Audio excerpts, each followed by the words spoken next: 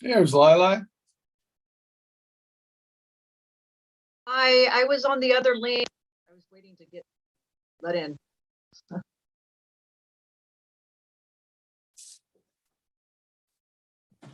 Hello, I am not Manny Alvarez, but I took over his seat because I just got kicked off.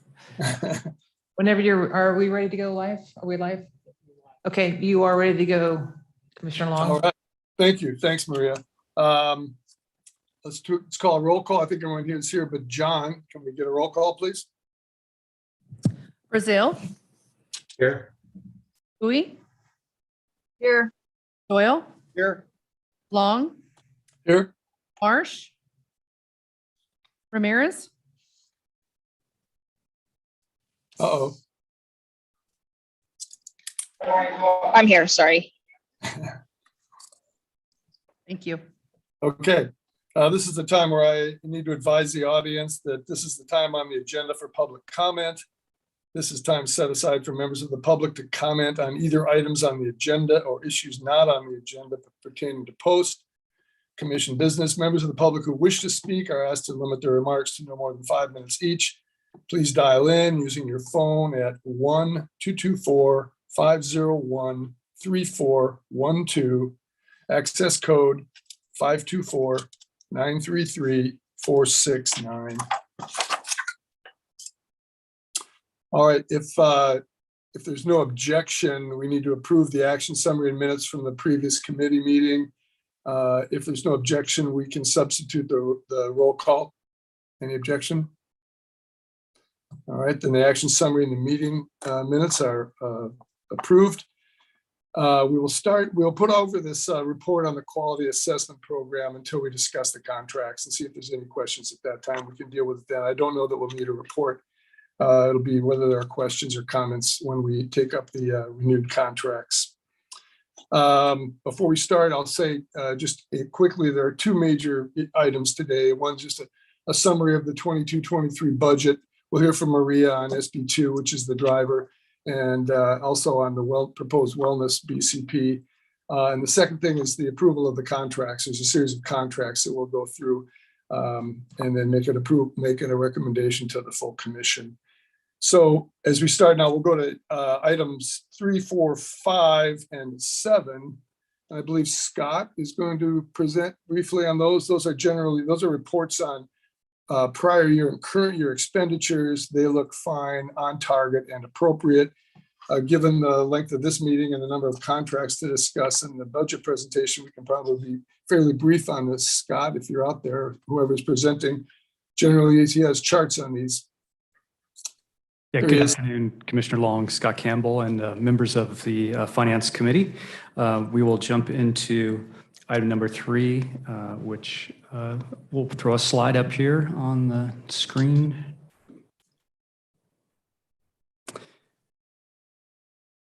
And it's coming. So item number 3 is a recap of our FY 2020-2021 budget. Our expenditures were $50,789 out of a budget of $92,234. We can break that down further with our balances remaining from both the state penalty fund as well as the general fund. We have about $41 million in balance that will revert to the general fund at the beginning of the FY 23-24 fiscal year. So those are still balances that are available for any invoices, et cetera, that we get in that were relative to FY 2021. You have questions about that?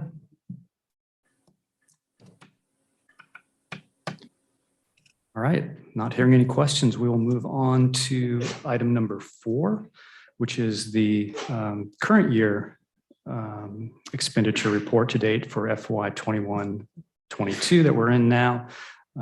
We have expended approximately $29,000, almost $500, or $500,000 for the fiscal year, leaving balances of a significant amount, $23,152,000 in SPF and general fund at $28,000 or or 28 million, excuse me, $467,000.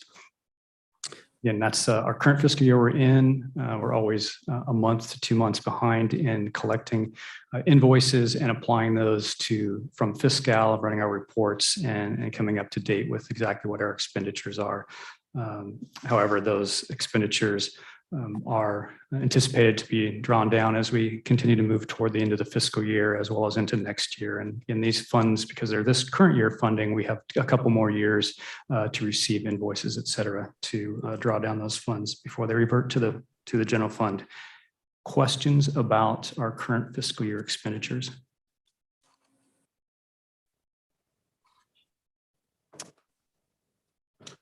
Number 5. Yep. The only other item that is on this line item or this agenda item are our TRR expenditures. Let's jump over to that. There we go. The chart that's up on the screen now depicts 16,270 processed. We just closed our most recent month yesterday. We had another 4,295 TRRs processed to bring our total for the fiscal year to 20,565. And similarly, our previous amount of reimbursement to agencies of just a hair over $4 million, we added another $998,000. So our return to agencies for training is just ticked over $5 million for the fiscal year. Now, in the last commission meeting, I know we discussed the opportunity to build out some context to TRR reimbursement relative to total numbers of attendees for all the training, as well as what is the potential for reimbursement based on our budget that we receive for that. But in light of our short time frame between the previous commission, our exceptional work and dedication toward SB2, which you'll hear in just a little bit, as well as some staffing shortages, we've been unable to provide that greater context and detail, but that will be a future project that we'll build to. Questions about the reimbursements?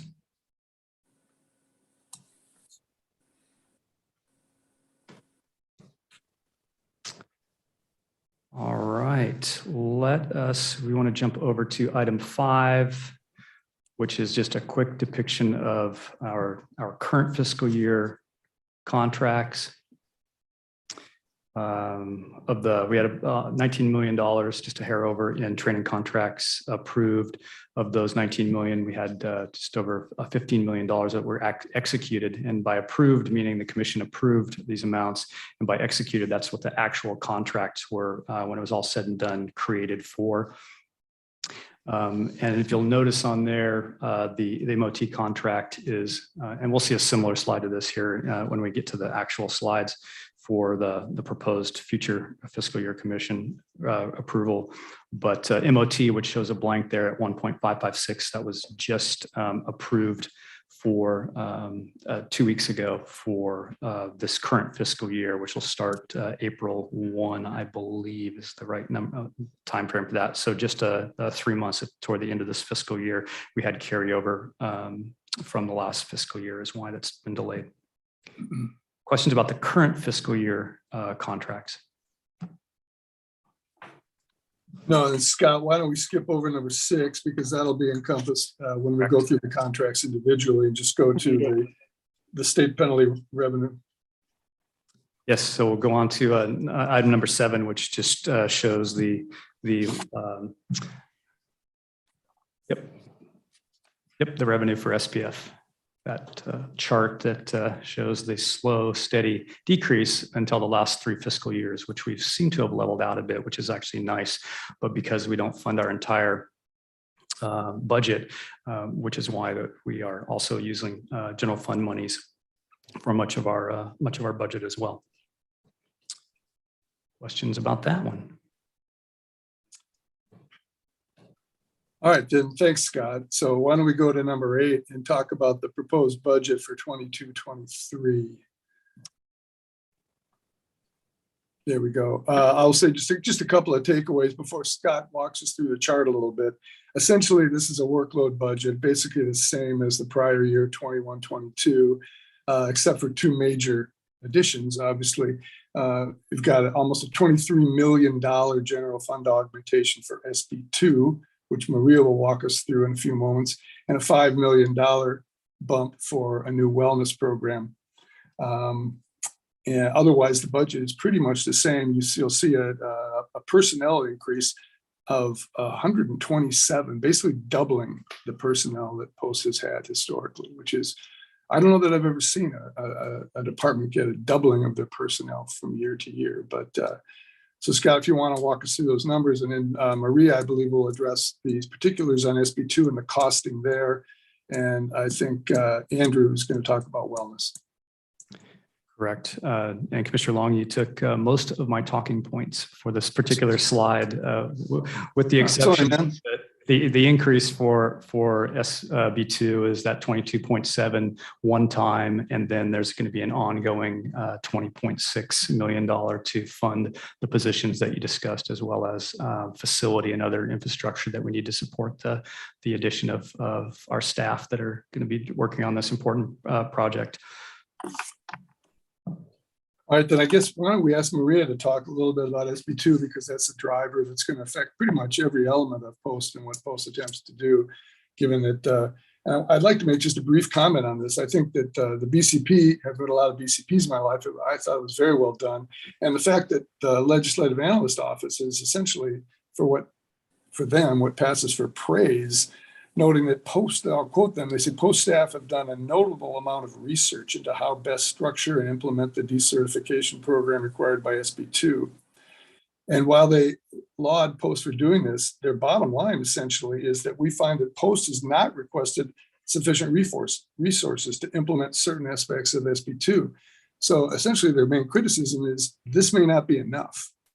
So it's something to bear in mind as we go forward. And also I'd like to acknowledge that LAO doesn't toss compliments around in terms of how much notable research departments have done when they boost their budgets. So thank you, Maria, and everyone else. Great, thank you, Commissioner. Well, Post submitted a budget change proposal, or a BCP, once the governor signed Senate Bill 2, commonly referred to as SB2. Post staff took a long, hard look, not just at standing up a new division, but what other support staff would be needed to add to existing bureaus within Post. Department of Finance and the governor's office were nothing short of amazing with their assistance, as they spent a great deal of time with us to ask and answer a variety of our questions in support of our 12-page BCP. What was accepted was our BCP in its entirety. So some of the highlights are 127 new staff positions, taking Post staffing from 136 to 263. Our budget of usually hovering around 83 million was taken to 110 million, an increase of roughly 22,649,000 towards SB2 alone. Post is in discussion with Department of General Services to increase our physical footprint. With the increase of space and personnel comes equipment needs, all of which was included in the BCP. Our biggest hurdle to date will be the purchase and implementation of a software platform with our required needs. Post is unable to procure this platform until July 1st of 2022. We are working hard on all aspects of SB2 with existing funds and personnel. We have reassigned 8 full-time staff to the SB2 transition team, leaving other bureaus inadequately staffed just for the interim. What that breaks down to is 22.7 million for this particular budget year for SB2. We're looking at 20.6 million ongoing funding for SB2. The 127 new positions, there are going to be 106 for the brand new division. $2 million in an IT platform, $900,000 ongoing, $1 million towards office space. And then also the Standards and Accountability Advisory Board is going to be roughly $158,000 ongoing. So all that has been wrapped up into the BCP, which was approved in its entirety. Does anybody have any questions about that?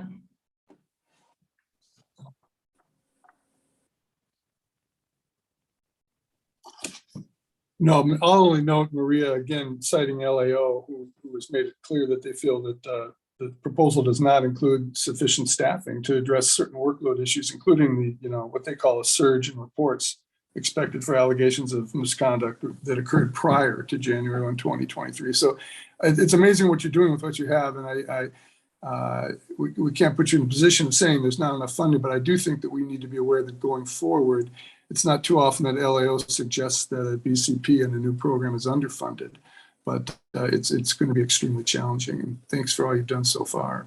Thank you. And one of the things that we have been in discussion with Department of Finance is we're taking our best guess at these numbers, and they are very, very conscious of the fact that we may come back to them with additional needs. And they're very open to that. They've told us that. And again, I can't praise them enough for how much they are doing for us, trying to work with us getting to January 1st, 2023. So I appreciate their work and their efforts. Any questions about the SB2 BCP? If not, we'll go to the wellness BCP. These are the only two changes basically from the workload budget from 21-22. I believe Andrew Mendonça is going to address wellness. It's a $5 million new program. The $5 million will be spread over the next 3 fiscal years. But given that it's a brand new program, thought it might be helpful for Andrew to make a brief address and see if anyone has any questions.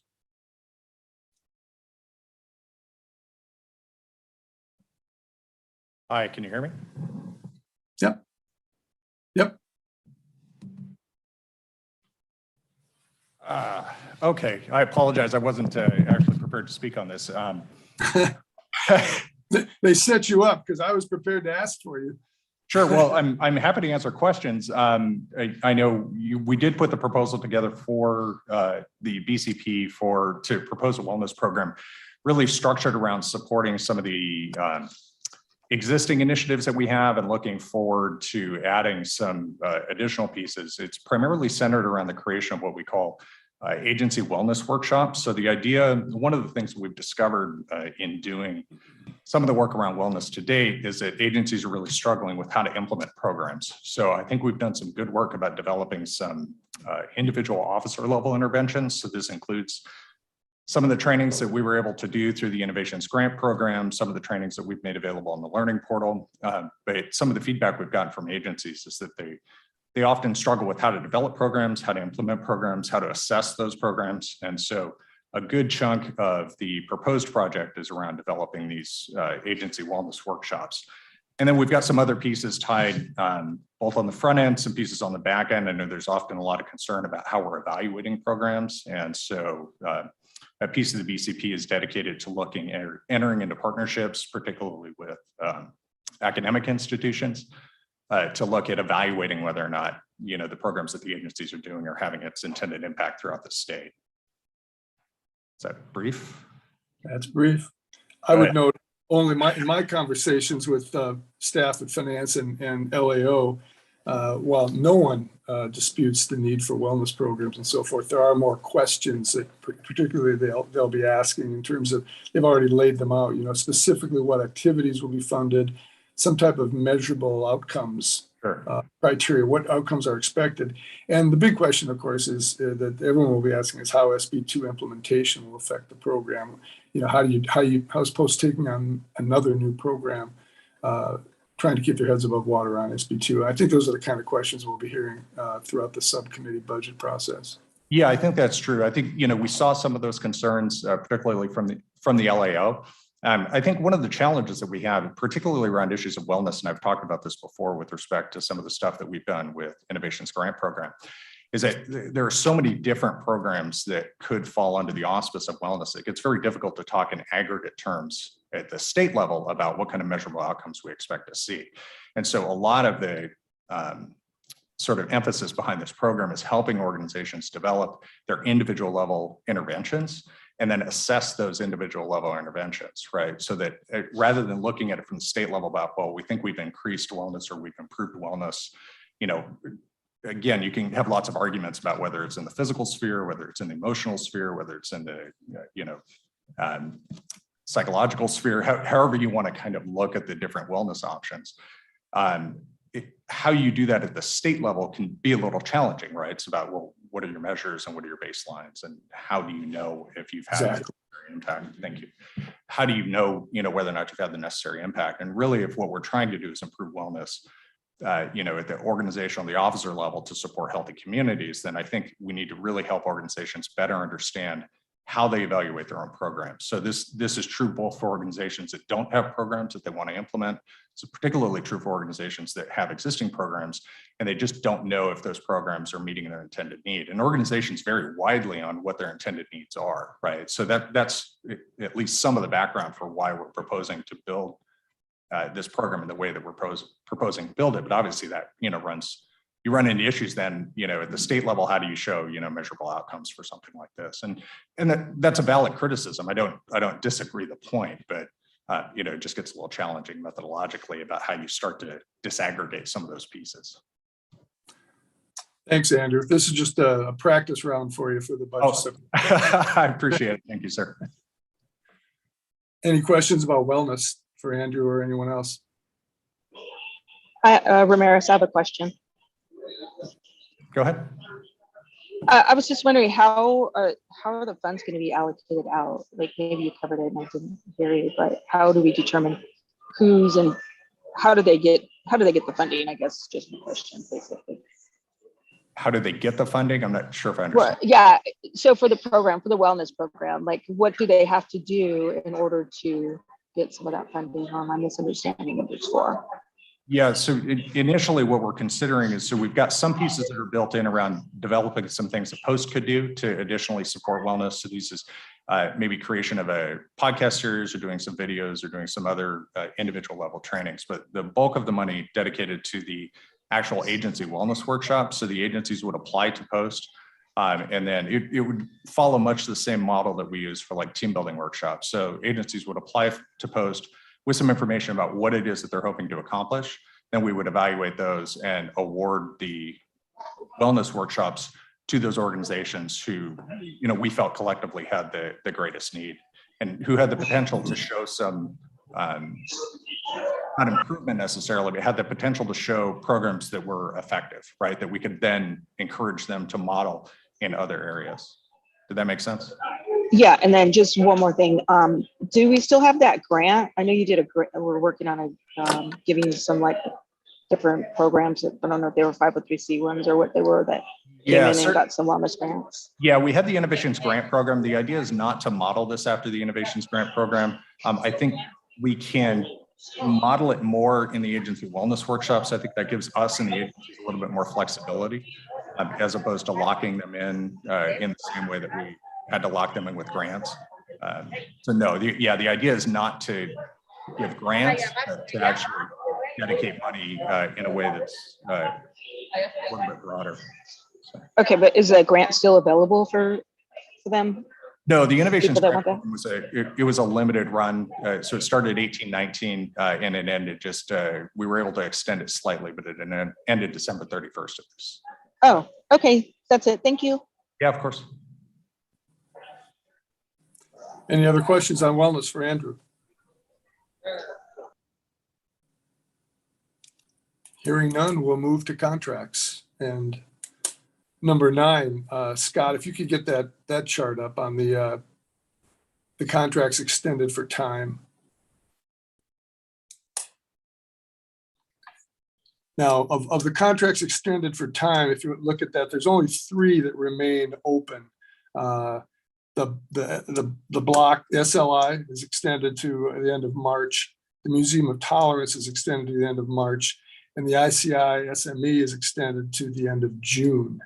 Those are the 3 that are extended, all, I believe, because of COVID delays and COVID issues.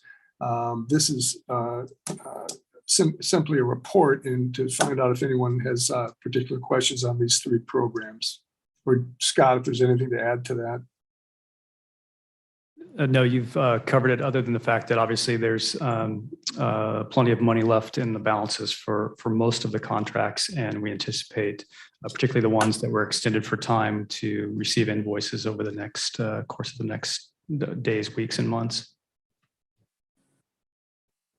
All right, so we're down to 3 contracts being extended for time. And now we'll move to number 10, which is the contracts, we have a new chart for this. We can get that chart up.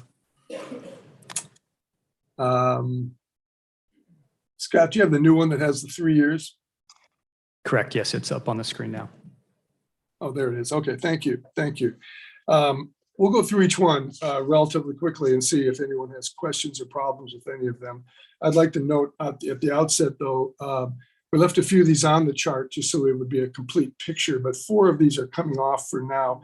Number 14 and 15, neither of them needed to be on the chart as they were approved earlier by the commission, and they're just there for reference purposes.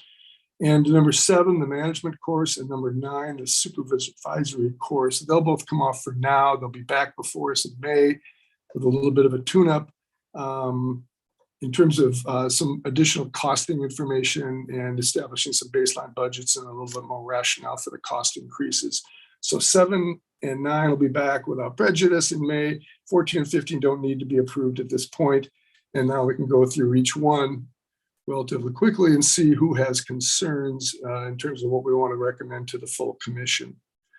So Scott, I don't know if you want to present on these or if we just want to take them and ask if people have concerns or questions about the costing of any of these. I would start with on the chart would be number 1, the ICI.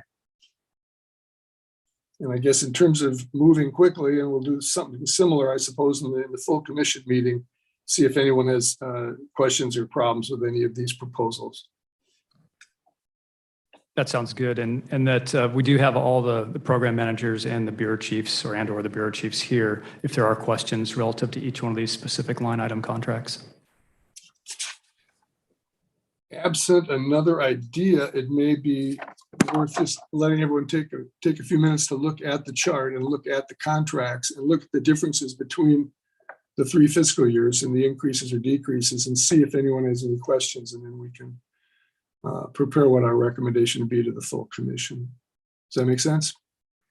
Yeah, the only one I would point out that is of major significance is item number 17, which is the request to approve up to $2 million for our computer services in support of the application to bring on SB2 and have connectivity with agencies.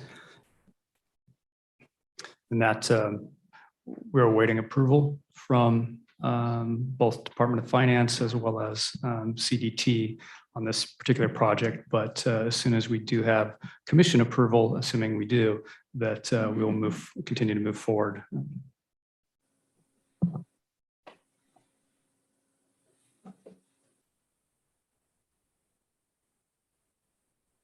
Just take a couple minutes and look through to see if anyone has conflicts or questions.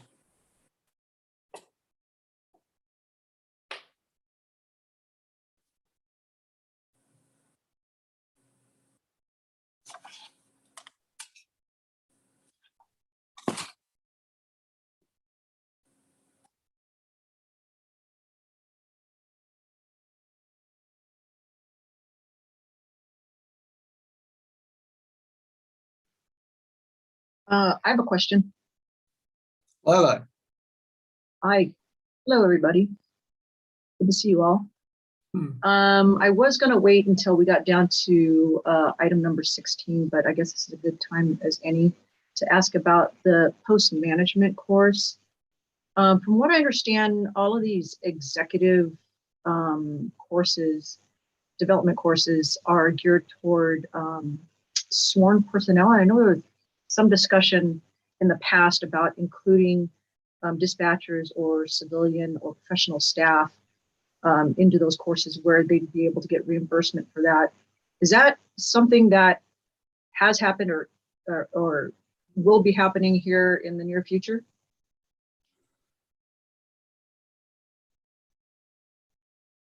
And is that included in this budget? Yep. Mr. Chair, if I may. Yes, sir. Mr. Executive Director. Thank you.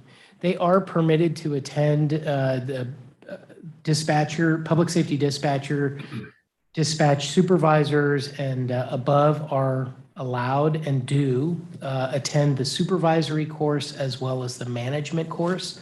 So the supervisory course is for sergeants, so we do have dispatchers go through it. I don't believe it is a requirement. It is not a requirement, but they do go through as well as through the management course. Right now, it's on a voluntary basis, and I think that's something that we're actually working on a management course for dispatchers, if I'm not mistaken, and that we'll present at a future commission meeting. Okay, so just to clarify, if they were to attend one of these courses, which they can, would they have access to reimbursement, or would the agency have to be out of pocket for that?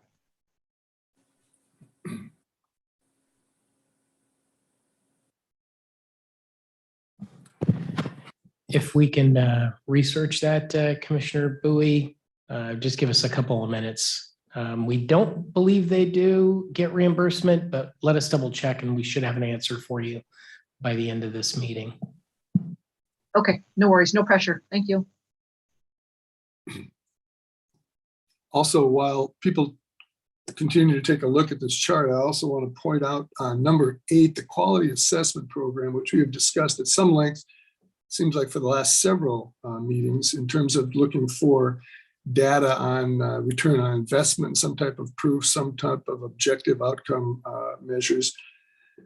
I've been frustrated with the program on the write-ups for most of a year or more than a year, and I remain somewhat frustrated. However, in discussions with Manny and with the executive staff, if it's okay with the finance committee, and then for the full commission, we've said let's just go forward with the proposal with a reporting caveat.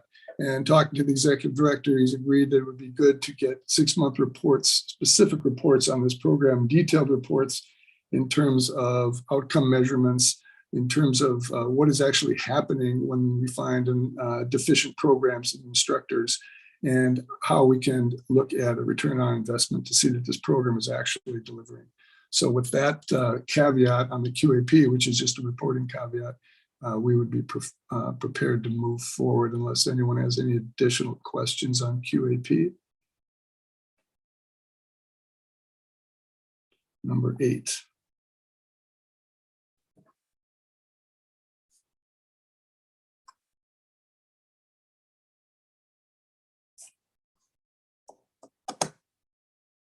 Commissioner Bowie, this is Maria Sandoval. May I say something to you?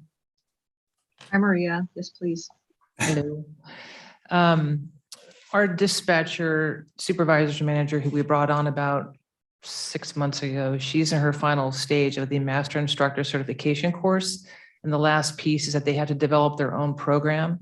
And she is working on a dispatch supervisor's course that we will be able to put out hopefully within the next year, specific to dispatch supervisors. So I think that's going to help also, but that's just an FYI. Okay, maybe we can have a separate conversation offline about dispatch management courses. Absolutely. Thank you.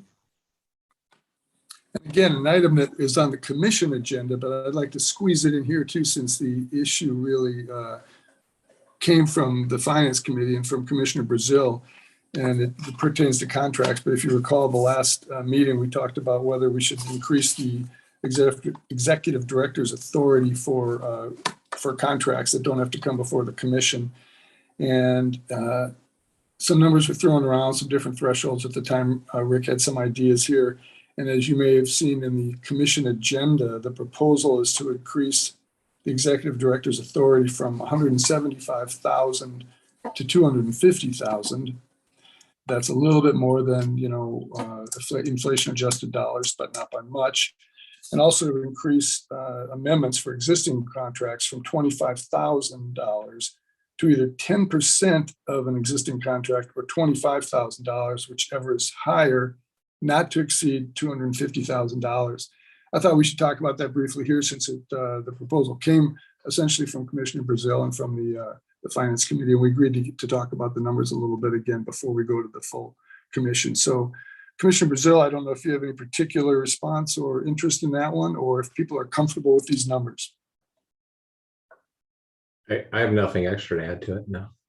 Okay, so you're good with the range being proposed by the staff then? Yeah, I am. All right. Good, then that'll be before us, and we can recommend, note that the Finance Committee was in full approval. The final item here, number 28, is a report on self-paced course development. Scott, is that you? That is not me. Is there anyone, Manny, that wants to speak on this, or we don't need to, there's no vote involved here, but we could note that Post is simply deferring, as the agenda says, the self-paced course on hate crimes for the learning portal and going to develop a self-paced training course. I think I can take that, Commissioner Long.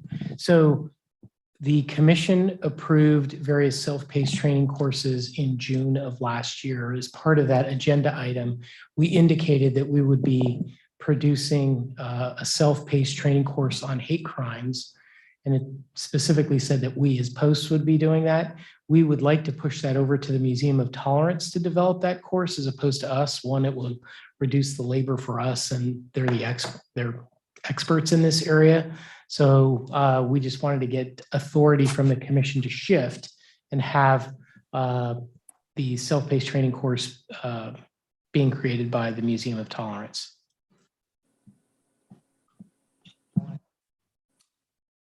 Any questions? And Commissioner Long, if I may, before it gets too long, if I can answer the question posed by Commissioner Bowie. Yes, sir. Okay. So we did research the issue since the time the question was asked. So Commission Procedure E allows for dispatch supervisors to attend the supervisory course. It is not a mandate, but they are allowed to attend the supervisory course and obtain reimbursement. However, non-sworn staff are prohibited by Commission Procedure E from attending executive training courses, such as the management course for lieutenants or above. I hope that answers the question, Commissioner Bowie, and that's something we could look at if you would like us to. Okay, thank you, Manny. So basically, in order for them to attend that training, regulation would have to either be changed or we would have to create a whole nother management course. Is that right?